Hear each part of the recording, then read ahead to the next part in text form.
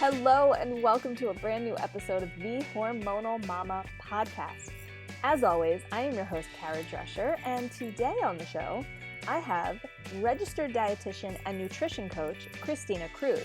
Our conversation today is covering a lot of topics. We're covering how she became a dietitian in the first place, which is actually a really fascinating story, one that has a lot of information about food, well, that I just didn't know. And you probably didn't know either. So that's number one.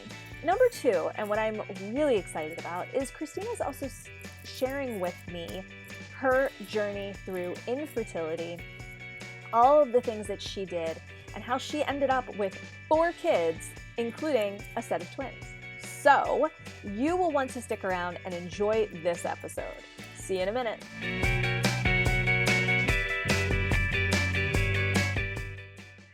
Hi, Christina. Welcome to the show. I'm so happy to have you here with me today. Thanks, Kara. I'm excited and happy to be here. I'm so glad because you are someone that I have been wanting to interview for quite some time. We connected in, I guess it was the spring or summer. Yeah. And I've been super intrigued for a lot of reasons. One, we have twins in common. You're a twin mom, I'm a twin mom, which is something awesome. But something that I think is super cool is your work, because you are a dietitian and you're a nutrition coach. And those are 2 things that are very close to my heart. They're not my areas of expertise. I'm not a dietitian. One of my trainings is as a health coach, but I really wanted to pick your brain a bit today and talk to you about your work, what you do. So let's dive right in. I would really love to hear your story of what really, I think the best way to word it is, what brought you to wanting to become a dietitian, and on the other side of it, being a nutrition coach, because they're 2 different things that work together. So tell me a little bit about your story and how this all came about and how they work together, if you will. Yeah, absolutely. So I guess this could be a long story. That's but, right. I like long stories. I'm the queen of long stories. So I guess my interest in nutrition started when I was in high school. When I was like a 13-year-old, 14-year-old, somewhere in that age range. I was overweight, low self-esteem, no confidence, very shy, all of that. I think a lot of us can resonate with that, like Definitely. age of just not feeling so great in our skin. Yes. And a friend and I decided that we were gonna, lose weight, get healthy. We're gonna start running. So we started doing that. So of course, like, when you're 13, you don't know really what you're doing, but you're like, all right, we're just gonna not eat like cookies and we're gonna run, So anyway, we started doing that and I started losing weight, and I had a general sense of like, okay, vegetables, like, processed food versus not, that's better for you. But, I started making that little shift and I started losing weight, and I just, with the running and the nutrition changes, and I started just feeling different. And I was like, oh, wow, you can feel good. Like, I didn't realize how crappy I felt until I started to feel good, but not even just physically and like, not even just losing the pounds, I just felt really good in my head. I had more confidence. I showed up better with in school and my friends, and just in all aspects of life. I felt like I increased confidence and overall just how I showed up. That's so And awesome. that was my biggest change for like, oh, wow, this is really tied to your food, like your lifestyle and the habits that you have. So I just couldn't get enough of that, so I kind of wanted like everyone to know, like, you can feel really good. Like, the food you eat matters. It makes a difference. Oh, yeah. So that's when I first really started to get excited about it. Another thing that also really got me excited about nutrition was my little brother. He has like ADHD. So like he had trouble paying attention in school. He just couldn't focus on things. Like the board, it was difficult for him to read. Very smart in science and math, but it was more like the language arts type of stuff that she's with. So he got help from this company called Brain Balance, and it was a bunch of neurologists who looked at food sensitivities and the balancing of his brain, and how one side maybe was stronger than the other, and long story short, they realized there were some food sensitivities and things you need to work on. And as a little guy, he had a lot of eczema and food allergies then as well. But they identified it a bunch. Identified it. I just word. I like that new word. But just basically removing a lot of these foods and working on certain aspects of his lifestyle and health. Even I think it's binaural beats. I'm saying this incorrectly, but you probably heard this before, but a lot of the brain balancing techniques combined with the diet changes. He was doing better in school. He felt better about his self-esteem showing up in school. So there were so many changes made there as well. So it was just another thing that I was just like, wow, it's just incredible how much what you put into your body makes a difference on how you show up and your output. Yeah, for sure. So, over the years, blah, blah, blah, I went to college. I'm a science nerd. I studied biology, was my undergrad. Nice. So, but my love for nutrition was always there. Now I had my own personal, ups and downs with nutrition. Let's say there was a time where I was overly striving for perfect, and I definitely got too thin at some point as well. So, that was a hurdle in my life. So this is related to the fertility story, which we'll get to. But, in college, of course, freshman 15, I gained some weight again. I knew how to get it off. So, striving for perfection and all that, my diet became very, very healthy. And I lost weight, I felt good, but I got a little bit too thin at some point as well. And that's when my period stopped. So we'll get to that part as well. Okay. But over the years, my relationship with food changed, and health changed, and finding that balance changed. So that took years of work for myself in terms of that. But my love for nutrition and how it affects the body and the science of the body is something that I just continue to love. And I couldn't get enough of just reading about it. So that's what I love to educate people on, is how they can feel the best. They don't have to have diseases. They can control, their state of health. It's in your power. And that's just why I became a dietitian overall, and just to help other people, not have the problems that I went through in terms of self-esteem and striving for perfect, which I don't encourage at all. But finding that balance, because it's hard to, there's so much, marketing at us, this and that, and you have to look a certain way, and, having self-love for yourself and finding what works for you, and, honoring your body and not going for perfect or black and white, but just finding that balance with everything. I love it. You've said so many things that are just so resonating with me. I like that you said honoring your body. Yeah. Because it's true. And something that you said, I wrote it down real quick because I was like, yes.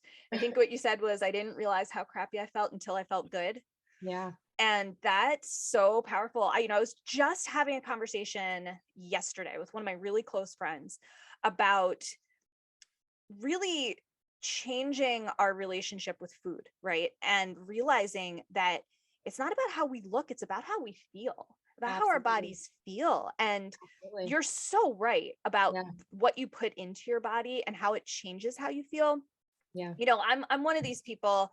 I'm always a big fan of balance, right? Like we were just talking about, that's what I preach in my coaching program. It's all about balance. When it comes to food, I'm one of these people. I love health food, right? Like I enjoy it. I like that. Like I have a yogurt bowl for breakfast, and I've got my granola and all the stuff. I've got my salad or noodle bowl or grain bowl or Buddha bowl or whatever for lunch. And it's always chock full of seaweed. And I've got all kinds of healthy stuff because I love the health food. Yeah. But equally, I love comfort food. Yeah. Give me the mac and cheese. Yes, I want a big plate of mashed potatoes with gravy. Do I want biscuits and chocolate gravy? I sure do. That sounds weird. That's a conversation for another day. But oh my God. Let me tell you, just a side note here, biscuits and chocolate gravy, as unhealthy as it is, one of the most delicious things I've ever had in my life. Chocolate gravy is not like regular gravy with chocolate in it. It's basically like pudding. Okay, that's what I imagine. I know people are like, what? It's a family recipe from my husband's family, and it's amazing. But it's so true though, because I used to be a person who only ate comfort food. Yeah. And then I used to be a person who only ate health food. Yeah. And neither of those made me feel good. You know what I mean? In different ways. So, all of that is to say that I resonate so much Yeah. with what you're talking about. It's about how you feel and putting the right things into your body and the Yeah. right balance. God, it just Yeah. changes everything. So I think that's Absolutely. awesome. And whenever I work with clients, it's funny. Usually when I start with clients, there's a big motivation is like this number on the scale, right? Mm-hmm. And there is a point on everyone's journey when it clicks and they don't, and the motivation to choose healthy and to choose well is not so much about the scale going down. It's that they don't like the way they feel when they go the opposite way. Mm-hmm. When they have this food, it's like, oh, now I don't feel so good. I woke up, Yes. I wasn't clear minded, I had no energy. And it's not so much about the scale anymore. It's just about, I just want to feel good, Yes. and it happens for everybody. That's So amazing. that's the best part when I I see that love happen. it. And, Yeah. and it is. It's such, and speaking as too many words in my head at once, speaking Yeah. from the perspective of someone who has been there, like Yeah. you're saying, and made that shift from, okay, like I'll give you a great example. After I had my kids, we know we've talked about this before. We're both twin moms, and Yeah. that's my only experience. I've only ever had twins. They're my only kids. I've never had a singleton pregnancy. But with my kids, I gained a good 50, 60 pounds, something like Yeah. that. And I wasn't worried about it Yeah. until about a year after they were born. And I was still 20 pounds over my pre-pregnancy weight. Yeah. And I started doing P90 and I was like, I'm going to lose all this weight. I didn't lose any weight at all. Literally not 1 pound, not half a pound, not a quarter of a pound, nothing. Yeah. And the change happened many months after I gave that up, and I started not worrying about it, not Yeah. worrying about the scale. I'd still weigh myself every so often just to see out of Yeah. curiosity, but not like obsessively. And all of a sudden, weight started coming off, and I was like, what's going on here? I'm not Yeah. working out. But I started thinking and looking at what I was doing and how I was living each day and what I was eating. And I realized, I'm eating better.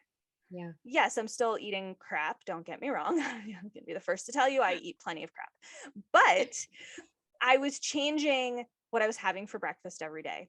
Yeah. I was changing what I was eating for lunch, and I wasn't obsessing about it. And it Yeah. was something I realized, like, I actually feel good. Yes, Yeah. I have a little belly and it's always going to be there, and I'm not angry about it anymore. Yeah. I love Yeah. it. It's part of me, and it's just all about that, how you feel. And it's funny Yeah. to me, again, that we're talking about this, because I was just, like I said, just having this conversation yesterday, I think, and today with my friend about how I feel, not how I look, not what the number on the scale says. And Yeah. that's Yeah. a struggle, but man, when you get there, It's a journey. Yeah. But when you find that place, it's important. And it's so funny. I've seen a lot of people, get to this place where it's like, this last 5 pounds, or, whatever weight you're striving for, and putting so much pressure on this number. And I've seen people finally, sometimes I have to convince people just to kind of like accept where you are, just accept where you are. Don't put so much pressure on yourself, Yes. And I've seen pounds come off just when people start to have a shift in it's sort of just like loving themselves and loving their body and honoring themselves and doing more inner work and just kind of like relaxing a bit. And I think with that, just loving your body, you do start to naturally feed it properly versus putting this pressure that you have to strive for this and do that. I've seen weight loss happen just making that mindset shift a little bit. Yes. So, Oh, mindset. yeah. I know that I didn't give you this question here, but I just want to talk about this for a second, because this is an area you and I feel like bond Yeah, over. Mindset absolutely. is Yep. so important. It is. It changes everything and you don't Everything. realize it. Yep. It's one of those huge changes that is very subtle. You know what I Yep. mean? Because it's such a major shift when you can focus on your mindset. Yeah. But you don't, it seems so like, this is not how can I word it? It's subtle, Yeah. but I it's understand that. huge. Yeah, absolutely. It's a subtle thing that creeps up until one day you realize how you reacted to something was so different than you would have reacted 5 months ago. Yeah, Exactly. that's kind of how it is. Like, oh wow, I guess I'm growing up. Like, I don't know Exactly what it's like. Oh my God. Listen, Yeah. because I want to talk about infertility in a second. And I want to sort of mention something that I think about a lot that's really weird now, looking back, about mindset. I hadn't when I was going through my own infertility journey, I never really thought about mindset. It wasn't something that was like really anything I even like understood. And I put that Yeah. in quotes because I heard mindset. I was like, what does that even mean? Yeah. But what's funny is about a few weeks, maybe a month or so before I found out I was pregnant, finally, I started making this shift that I didn't realize was a mindset shift at the time. Uh-huh. Yeah. I did a lot of like subtle things to work on changing how I felt, not realizing I was changing my mindset. I cut Yeah. my hair, and like that might not seem like a big deal, but you've seen my hair. I have a lot A of hair. lot. Very, Yeah. very lot of really curly hair, and it's been a source of love and hate my entire life. Yeah. It's like your That's a story identity. for another day. But I I cut my hair. It wasn't like a huge haircut, but for me, any haircut's huge. And this was more than usual. I'm doing scissors with my fingers for listeners who aren't watching, who are just listening. And I trimmed enough that it completely changed how I felt when I looked in the mirror. And I was Yeah. like, I feel a little different. I felt lighter. And it started with that haircut. And Yeah. the whole mindset thing started changing. That was like my first, I mean, I don't know how to explain it because it doesn't seem like a mindset shift, but for me, it was. It was Yeah. letting go of. Yeah. A little bit of identity shift or That's exactly right. My hair, just to give you an example, my hair used to be what, 2.5 feet long. And that was curly. And you pull it straight, yeah. it's like 4 feet long, right? It was Wow. ridiculously long. And I couldn't let go of it because there was a lot behind it. I don't know Yeah. how else to word that without going into, 5 weeks worth of a story here. But that I was able to sort of look in the mirror and be like, okay, well, my hair doesn't have to define me. And that started like shifting this infertility doesn't have to define me kind of perspective Yeah. also. Yeah. And I didn't realize that That's so until interesting. maybe this past year, that I really started understanding mindset and really focusing on it and realizing, gosh, those little Yeah. changes can Yes. trigger mindset shifts, Yeah. and anyway, that's just an interesting perspective since we're talking about mindset. But Yeah. I want to talk to you a little bit about your infertility story, because I know there's a story there, and I know that you want to share it because, like me, I love sharing my story because I find, even though my story had an ending that was unexpected, some of it was very sad and some of it was very wonderful. I Yeah. think it's important for me, it's cathartic for me to share my story, but I feel like it helps others too. So it's Yeah. always really exciting. I never want to push anyone to share their story because I think it's very personal and it's not right for everybody to share. Not everybody wants to, and I wouldn't expect everybody to. But Yeah. I know you wanted to share. So Yeah. tell me a little bit about your journey through the wonderful world. I'm rolling my eyes when I say that, of infertility, because nothing about it is wonderful. Yeah. Yeah. I mean, I know that when I was struggling, it helped me a lot to hear other people's stories. And Me I know too. everyone's story is different. Everyone's bodies are different. Every reason for infertility is different, but it really helped hear other people's journeys. Yes, totally. And it's crazy because I remember being younger and hearing that, like, I don't know why I remember this memory. I don't know how old I was, just hearing how like somebody, oh, they couldn't get pregnant. And I was like, oh, that's a thing. Like you can't have a baby. And Exactly. I was like, oh, that will never be me. That's like only like the rare people. I was like, oh my gosh. So when it did happen to me, I was like, how, like, why? You Mm-hmm. go through all of that. So anyway, so this really started for me when I was so going back to the teenage years as a runner, my cycle was always irregular, Mm-hmm. always. And I just chalked it up to runners have irregular cycles, athletes Right. have irregular cycles. That's just the way it is. Um, so when I in college had lost too much weight, my cycle also went away. And Mm. I didn't go into the doctor until I didn't think it was unusual because I was always irregular until it was about a year later. And Oh, I was like, wow. all right, let me go to the doctor and see what's going on. I was 18. Mm. And, you get those fun ultrasounds and they put the tube Oh, right up, we all love those. Those are fun. And that was Oh, my first experience with that one. But, we oh get no. very used to it over time. Yeah, you Um, do.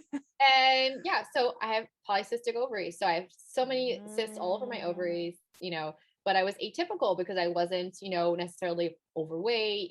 That's the classic, signs with insulin resistance and that sort of deal. But what do? They just prescribe birth control.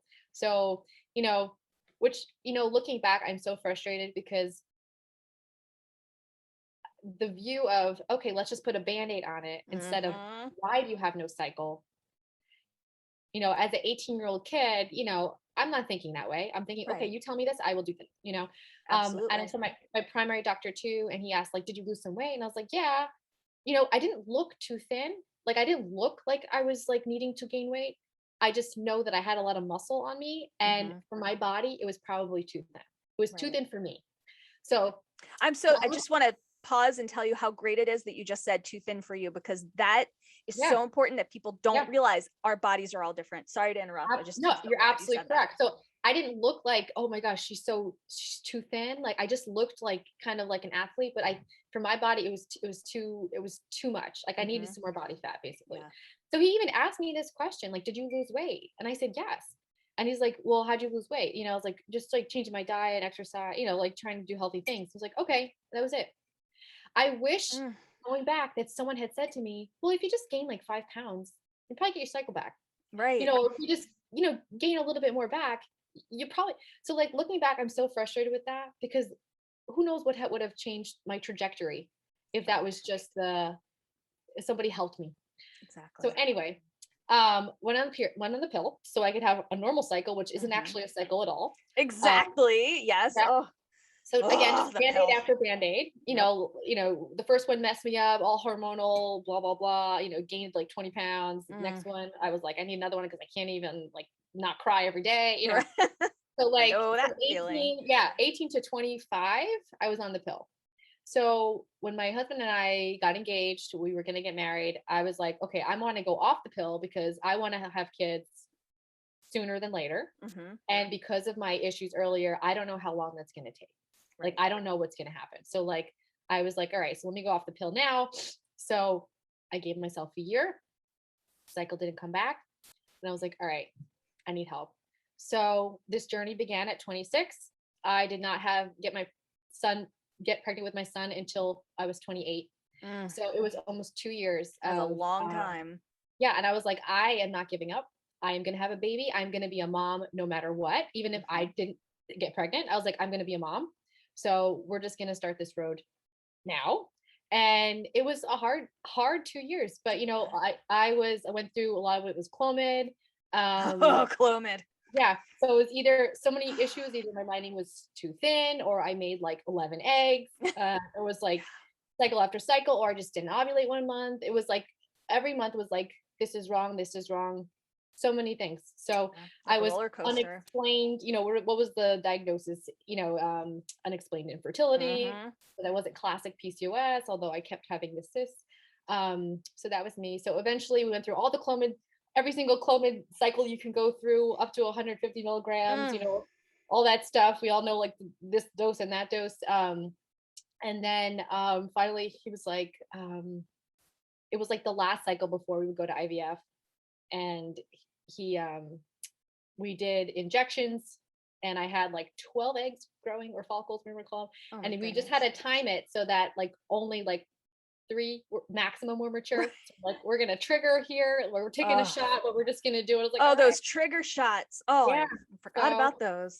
So fun. And then, so a blessing, I got pregnant with my son, my first son. So of course you're nervous the first how many months of pregnancy, about everything when you go through infertility, but I had my happy, healthy boy. And then, so a year, when he's like a year and a half, I said, okay, who knows how long this road's going to be? Let's start the next go. So same deal. Started with Clomid. So second month, I get pregnant.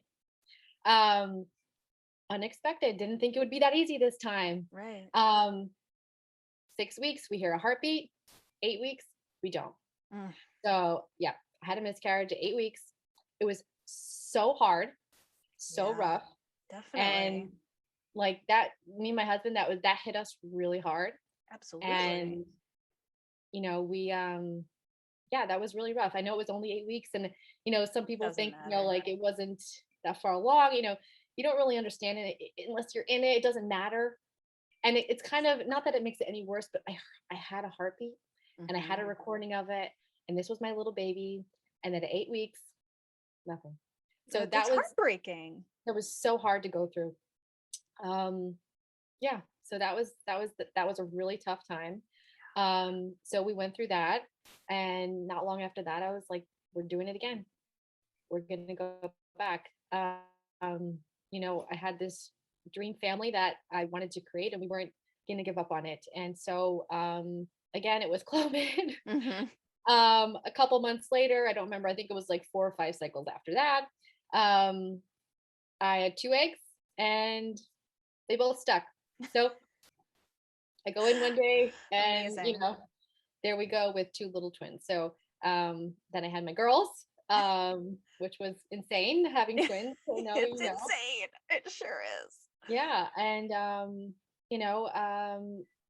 and each time, just as a side, each time, like between having a baby and then no cycle. So no cycle. Oh my God. That's the reason like why I kept going back, because I wouldn't have a cycle. So I didn't Right. know what to do. It's like I can't get pregnant if I don't have a cycle. What's going on? Right, So and exactly. every time I go in, there's no answer. There's nothing with that. So That's so frustrating. And then so I had my girls, and I forget how old they were when we decided to have our last little guy. But again, it's just the thought of like, how long will this take? Yeah. Let's get it going now. And then I'm very thankful that he only took 3 tries. Oh, that's great. And we did letrozole that time. Oh, letrozole. So, just throwing out everything all the time. Yeah. So. Hey, I get it. It's interesting. I can relate to so much of your story. Yeah. And it's also very different. I have 2, you have 4. That's, a big difference. But, and the twins, the miscarriage, I can relate to that. My twins had a triplet sibling that we lost at 9 weeks. I know that feeling of seeing that heartbeat and then all of a sudden no heartbeat. Yeah. I went through IVF and my IVF failed. We had an embryo. We had an embryo in my uterus, and that little baby never had a heartbeat, but it was still our baby, and I'm just really glad that you said what you said, because until you experience it yourself, you don't really understand that pain. Because that's what it is. It's painful. Miscarriage is something that I don't think anybody. No, exactly. People talk about it more than they used to, but it's still not enough. No. It's just like infertility. People don't talk about it enough. It's like taboo, or like you don't want to make them feel bad, but like the person needs to talk about it, especially with people who've gone through it, because they get it. So, I had a friend recently who went through a miscarriage, and I felt really good that I could be there for her, because I remember not having anybody to talk to about it. I knew nobody who had one, or at least shared with me that they did. And I felt like, I just kept asking how she's doing, and like totally just let her. I'm like, you just be sad, because I know that's just what you need to feel right now. Exactly. You'll get better in time, and time will heal, but you can still be sad forever. And yes. I got to write that down, because you're right. You can still be sad forever, and I'm just so glad these things that you're saying are so, I can't think of the right word. They're so right. Because that's something I think about. I think about, we call our little IVF embryo was Nemo, and our little baby that we lost with our twins was Evie. Evie was because we lost him or her on Christmas Eve, of course, of all days to find out that you lost your baby. But, I think about those 2 all the time, and I'm always, I'm sad because I'll never get to meet them. I won't ever know, were they boys, were they girls? What will they grow up to be? Will they have kids someday? Will they struggle? Will they be president someday? Like, I don't know. And it's not something that I obsess about anymore. Yeah. But that doesn't mean everybody would have that same experience. And I just so agree with you that I think it's so important. It sounds weird to feel your emotions and not push them away. Don't let anyone, because I know a lot of people try to say, you just need to move on and you'll feel better, or don't be sad, it's okay. Or, things like, I heard a lot of people would say things to me like, well, but they were still just an embryo. They weren't a baby yet. And I'm like, You want me to punch you in the face? I'll do Yeah. it. Or That's that what you like want. like for example, this friend of mine, she had a daughter. So like, oh, well, you still have like your other, like it doesn't, it's not the same. It's Mhm. separate. It's separate Exactly. completely. And like, I Right. had my girls after that, and I love them and I'm beyond grateful, but I'm still sad about the other one. Like Right. it's They're not a separate. replacement. They're not, it's not the same. No. It's not the same. It's just totally separate. Yes. It's a separate thing. Yes. So You're absolutely right. And that's just such an important thing, I think, for people. I know we're totally off topic here, which is fine yeah. by me. I don't mind. Yeah. But I just have to say that I think that is just something so incredibly important to remember, is that it doesn't matter. It doesn't matter when it happens or how it happens. It happened, Yeah. and this was your baby. Yeah. And, mourning that baby in whatever way you need to or want to, Yeah. for however long or not long. Yeah. For some people, they need to bounce back right away, and Yeah. that's how they deal, and that's fine. And for others, it takes years and years or never, and that's fine Yeah. too. Yeah. And Yeah, gosh, absolutely. such a Absolutely. topic that is so close to my I heart. know. I've It's just hard. known too many women who've gone through it and not been able to properly, I want to say, experience their emotions, because they felt like they needed to let go, if Yeah. you will. It's the Yeah. only word I can think of, and that's just so not right. But Oh, no, I know. I know what you mean. To move it's so forward. upsetting. Moving forward. Yeah. And I Anyway. have to say that my infertility journey, as hard as it was in some instances, was really healing for me. So like my nutrition piece is like, I did so much nutrition research during this Mhm. whole thing. And it really helped heal me as well, in terms of just focusing on nourishment. That's Mhm. what it is. At the end of the day, we have to nourish our bodies and support our bodies. And Yes. the greatest sign, I mean, again, there's different reasons for infertility, but for me, it was, a sign of good health is fertility.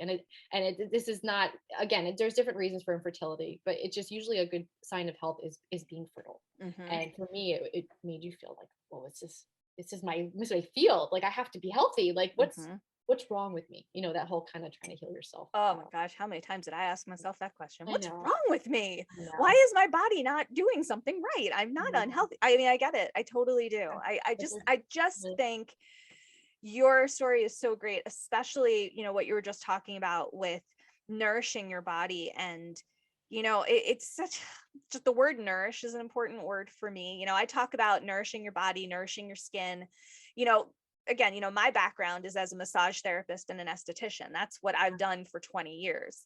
And I always talk about nourish your skin, and nourishing your skin isn't just about what you're putting on your skin. It's about what you're putting in your body, right? Because your skin is not just on the outside of your body. You know what I mean? Yeah. So this is like just a side note with that. Your skin is it's, how am I going to word this? You sound like me. We're basically donuts. Mm-hmm. All right. Okay. Your skin is going to keep going all the way down into your gut. So like your skin and your gut are one. Mm-hmm. And it seems like it's outside and inside, but no, you just take something and you keep tracing in your mouth, down your gut. It's all connected. It's all connected. I'm so glad you just said that. Your gut health is really the outside of your body, your gut. So, what you feed your gut is so important for your overall health, but also your skin and all of it. So the gut health is key just for your overall health. And we're hearing more about that. And, everybody's hearing more about that. But it's so excited that I'm so excited. I feel like I'm gonna explode. I'm so happy because gut health is such an important topic. I've been talking with more and more women about this because it's such an important part of our health and our bodies just functioning properly. I mean, just I use myself as an example. I've dealt with IBS since I was, well, forever really, but I was diagnosed when I was 19. Wow. And I, for years, was just like, well, that sucks. Yeah. So I'll just take, medication. And I'm like, I need medication so I can poop. Are you kidding me? I need medication so that I'm not in pain all the time. It's like, not a Band-Aid. It's another Band-Aid. Yes.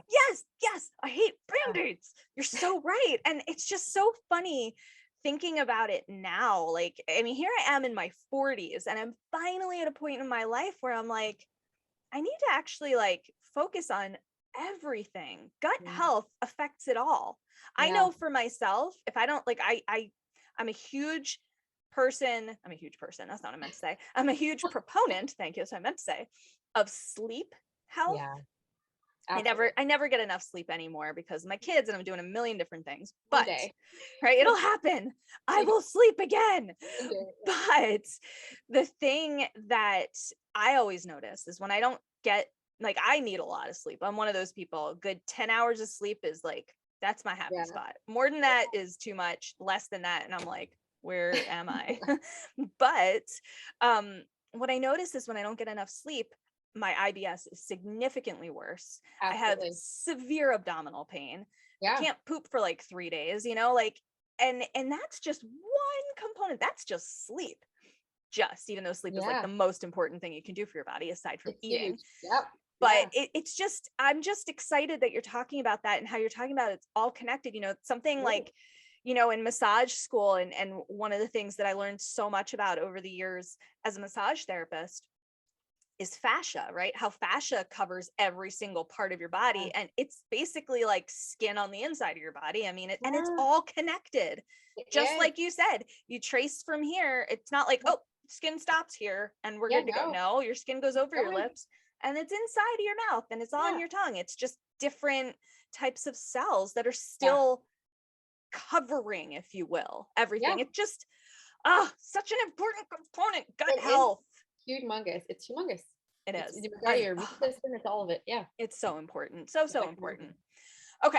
So I'm telling you, I could talk about that forever. I'm not going to though. I don't want to bore you or sorry, I could talk about food, nutrition, all of it forever. All day long. I mean, it's such an important thing that people don't talk about. And I do want to thank you for sharing your fertility journey, because I think it's so helpful to hear different stories. You know, there's so many of us who experience infertility. There's so many causes of infertility. You know, like I dealt with unexplained infertility. No one could ever tell me this is why you can't get pregnant. It was always your eggs look good, your egg quality is good. This is good. Everything looks good. And I'm like, okay. Same. Right? And you're like, one time the doctor told me, you're the most infertile patient we have. I was like, well, what does that mean?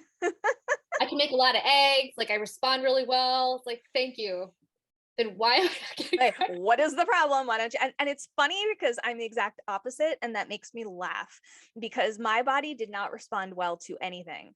I did a total of 5 cycles of Clomid, 5 cycles of letrozole. I did, of those 5 Clomid cycles, 4 of them were IUIs. Of the 5 letrozole cycles, 4 of them were IUIs. Oh yeah, we did IUIs for like every, Right. You're like, oh, IUI, here we go. I'm an expert. And you're like, do I really have to be an expert on IUIs? They're not fun. Yeah. I'm sorry, but they're not. Be an expert on all of this at the end of it. Right. And you're like, I should be a doctor. I could do this myself. I mean, it's absurd. And every single cycle, I would be like lucky if I got 1 egg. And they were like, I don't know why we're giving you these high doses, blah, blah. IVF, it was the same issue. I think I had 10 eggs. 7 of them were mature. No, I'm lying. I'm making that up. 7 eggs. 3 were mature. And only 1 fertilized. And it fertilized with ICSI, which is when they inject the sperm into the egg. Yeah.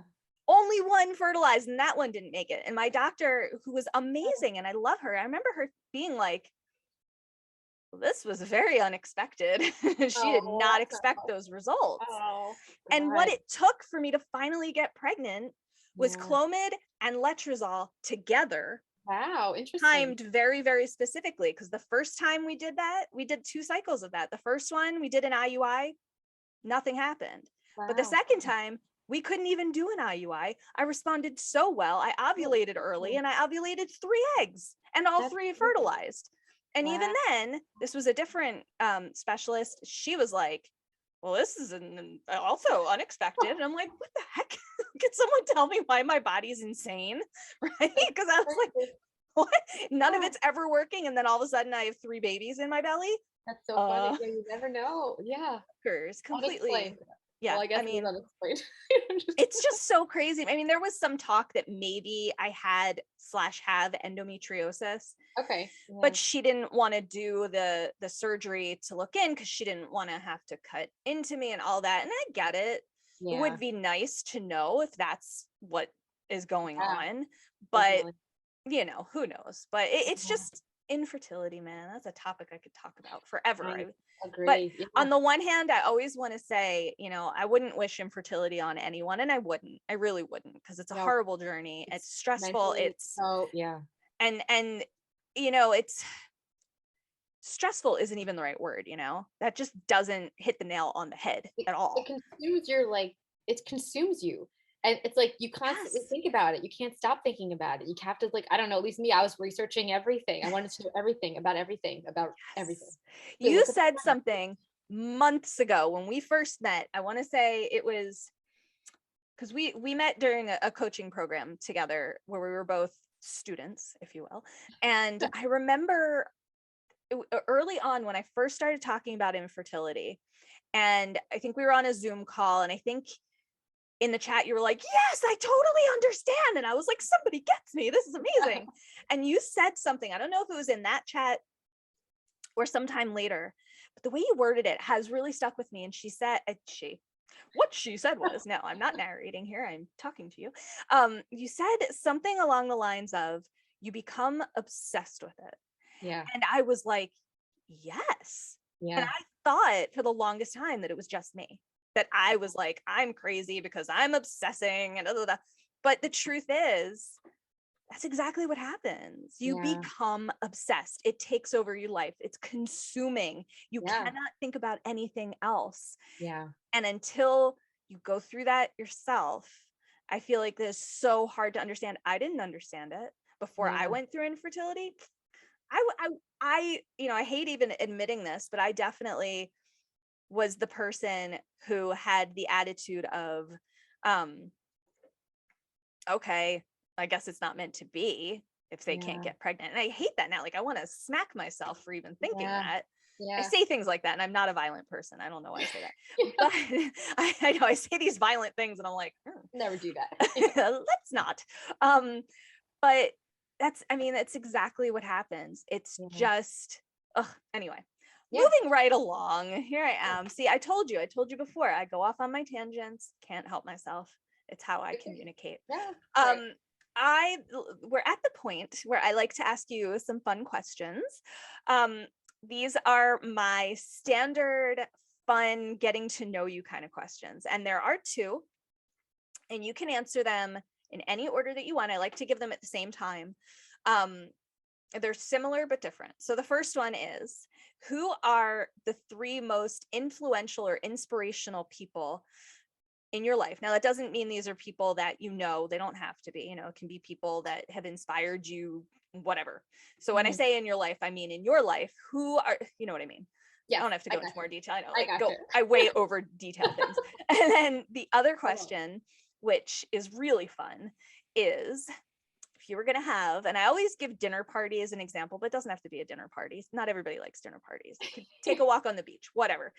Any type of gathering or soiree or whatever, with three, I'm going to say, beings, dead or alive, fictional or real. They could be related to you. They don't have to be people.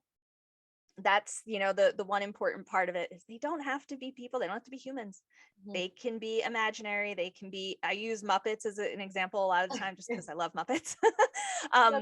So yeah, those are your two questions.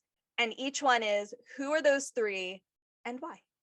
Yeah. And okay, go. so I'd say we're for the three most influential people. Number one would have to be my father. So my father was born in Cuba, and he came here when he was 13. Wow. Didn't speak any English. And he has the strongest work ethic you can imagine. And that is something that's always stuck with me for my life and for all of my siblings. I'm one of 5. Big family. And when he came here, so he was from a family that was, I want to say they were well educated. His mom was my grandmother, she was a professor, and his father was a lawyer. So they were very much about, I don't know, I want to say getting educated and doing work. So when he came to America, he felt passionate that in order for him to succeed, he had to be educated, he had to work hard, and that's how you succeed. So that was pushed onto him, and that's just how he lived his life. And he did. So he learned English, he worked really hard, he went to college, became an engineer to provide for his family. At some point, he had 3 jobs to provide for us. And, that's just what it's one of those things throughout growing up, it was working hard was not a question. You were expected to work hard. And it wasn't like, it wasn't pushed on us in any way. It was, I don't know even know how they did it. It was just like kind of naturally, you just expected to work hard because they modeled it so much. It was that just people did. You didn't give up. You just kept working, and you did what you did what you had to do. You figured it out. You learned ways to be resourceful, and you just made things happen. You learned and you adapted, and that's what it was. So that's kind of how we grew up, thinking that, through hard work, you can kind of accomplish anything. So that's just, he's always inspired me in that way, awesome. To be determined and not give up in a lot of things that I want in my life. So another individual is, I don't know if you know who Mark Hyman is. He's a doctor. He's that sounds familiar. Yeah, he's a functional medicine doctor. He is part of the, I don't even know what to call it, the Cleveland Clinic Functional Medicine Department. He's a board member there.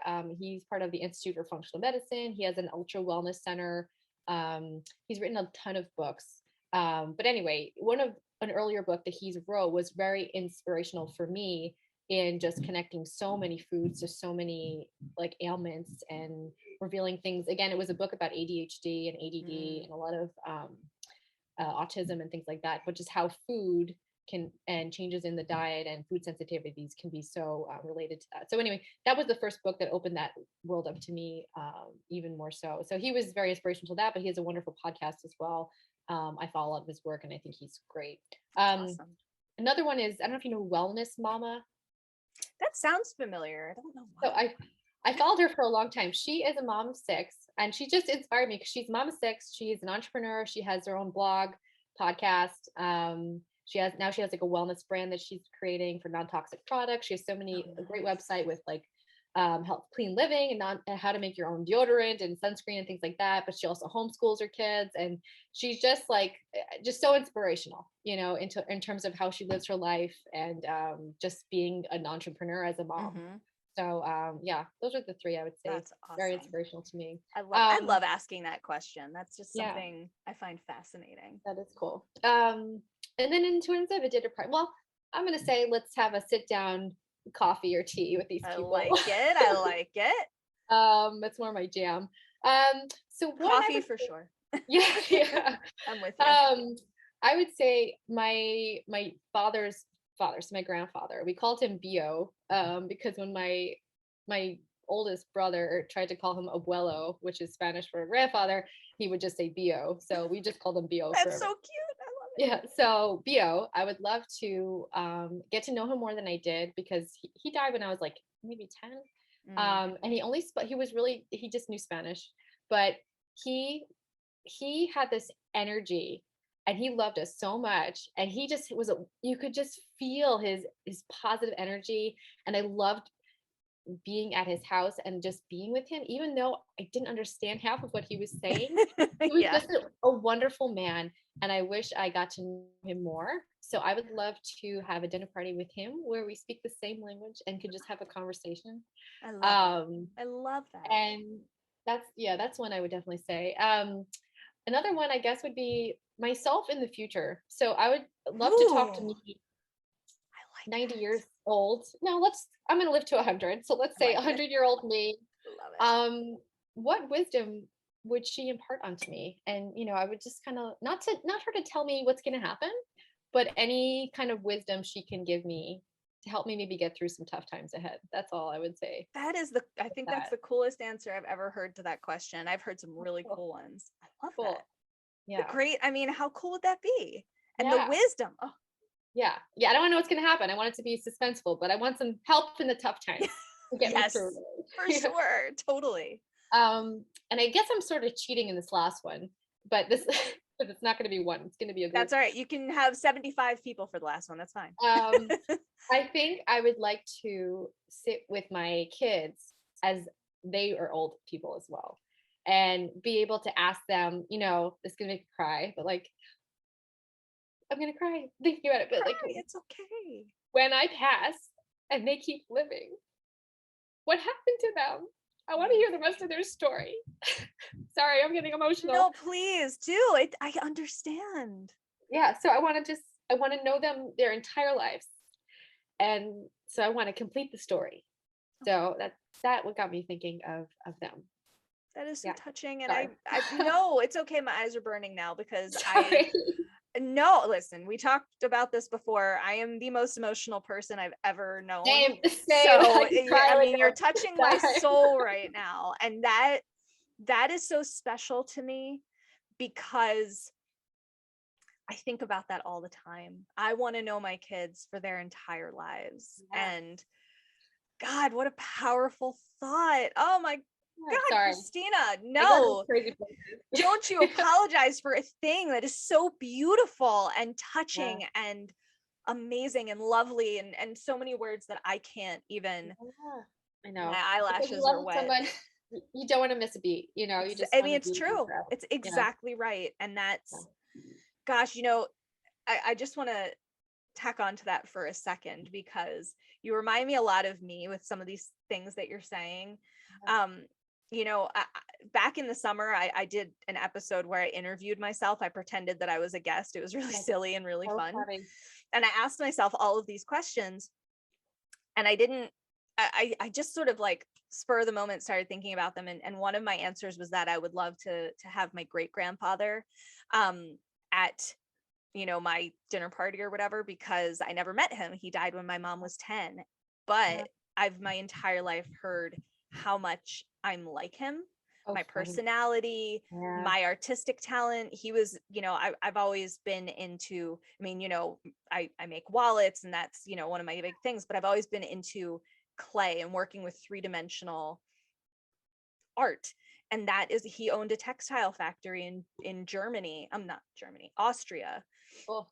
And it's interesting because, I mean, it's a whole side note, but you know, it's a Holocaust survivor story that I'm not going to get into. But awesome. You're talking about your grandfather. It just made me think about that, like wanting that opportunity to just sit down and talk with him. You know, the part that is so similar to me is speaking the same language, you know, being able to have that connection where you can really talk, and that's just beautiful. And your other two answers are so, I can't think of the right word. They're so, I want to say beautiful, and that's not the word I mean. They're just so touching, and I just love them. And I'm glad you're an emotional person. It makes me feel really good. Very emotional. Good. Emotions are important. And I wouldn't give up the emotional aspect of my personality for anything in the whole world. So, Christina, I've got one last question for you. Sure. And it's a simple one. Where can our listeners connect with you? Where can they find you? How can they learn more about you and all of these wonderful things that you do and who you are? So I'm fairly active on Instagram. So my handle is Christina, CHRISTINA .K.nutrition. So yeah, try to keep up.